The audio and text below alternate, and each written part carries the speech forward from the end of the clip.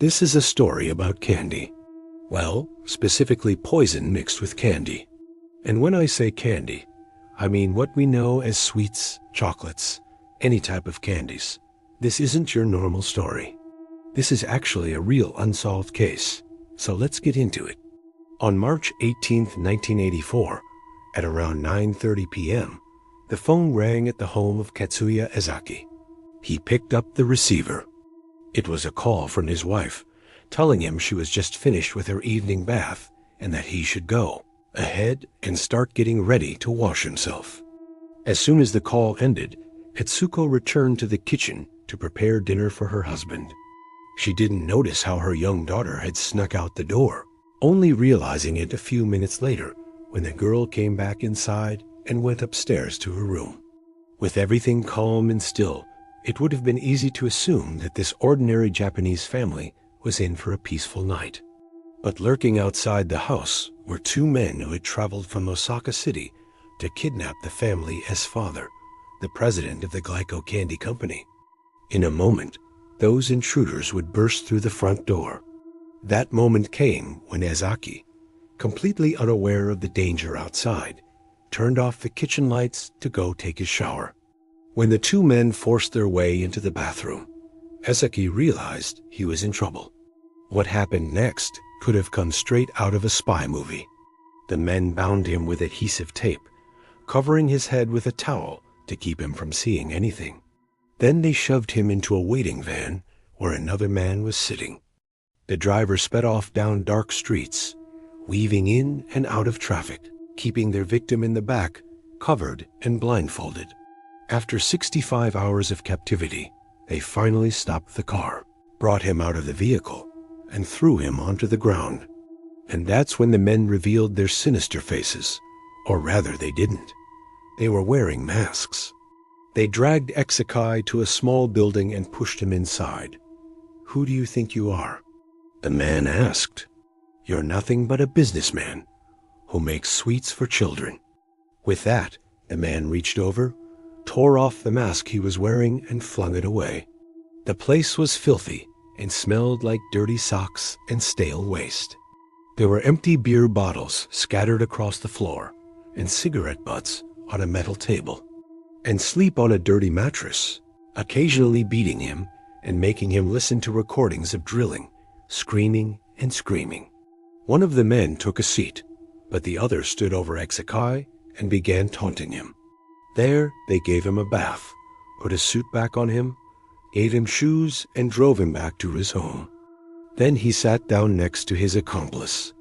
At this point, the nightmarish scene started to take shape.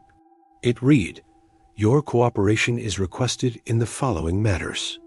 We want you to mix cyanide in your confectionery products to kill the children who eat them." On April 1st, 1984, Glyco announced that it had removed 11 million candy bars from circulation. The kidnappers signed the message off with their name once again, the monsters with 21 faces. The men told Itsuki that they belonged to an organization they referred to as the Monster with 21 Faces. Their aim was to extort money from Glyco, but in order to get what they wanted, they needed to humiliate the president first. This time, the public panicked, and the crisis became much worse. For 3 days, they kept him naked, forced him to drink alcohol. The company complied, and in the dead of the night, they delivered the money to a deserted spot where the kidnappers had instructed them to leave it. All the while, they never washed their hands, rubbing their fingers on his clothes, hair, face, everywhere. But after the third day, they drove him back to the place where they initially kidnapped him. Parents rushed to check the candies in their children's lunch boxes, pulling them off supermarket shelves before they could be sold. By this time, the kidnappers had already written a letter to Glyco, explaining what they had done to their boss and demanding a ransom of 1 billion yen. But when they opened the bag the next morning, they found the 1 billion yen was gone. Only a note was left behind. As the sun rose, fear spread throughout Japan like wildfire. Soon, doctors were treating children who had eaten the tainted candy and become ill. While no children died, the damage to the company's reputation was done. And before long, they had lost half of their market value. Now, it looked like the monster with 21 faces was satisfied with their victory. That is, until the threats came for another candy maker. The second wave of terror began when Morinaga, Japan's oldest candy company, received a letter almost identical to the one addressed to Glyco. Like the earlier threat, this one urged parents to inspect their children as treats and warned that boxes of caramel wafers would be laced with cyanide. Soon, people were pulling their kids' sweets out of vending machines. Entire aisles of candy disappeared from convenience stores. And even restaurants stopped serving desserts and sweets as a main course. The glasses made him look mysterious, which is probably what the man intended to convey. Mass media descended on the story, and the Prime Minister organized a task force to tackle the case. But it seemed as though the monsters with 21 faces were merely enjoying the chaos they had created because they were nowhere to be seen. In fact, it seemed like he knew everything that the police were going to do, suggesting he had an informant within the force. Then, on April 12th, the monsters struck again. A factory worker arrived at his workplace in the city of Kawasaki to find a box of cookies and a letter. The letter contained the same wording as the earlier ones, but now the monsters were claiming that they had laced these cookies with cyanide. A test conducted later proved that the cookies did contain the deadly poison. From that day on, the group continued sending poisoned sweets to factories, department stores, and homes. The public's state of mind can only be described as utter havoc.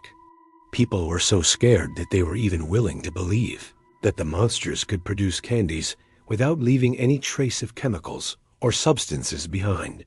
Some said the group might be using a method of producing sweets that hadn't been invented yet.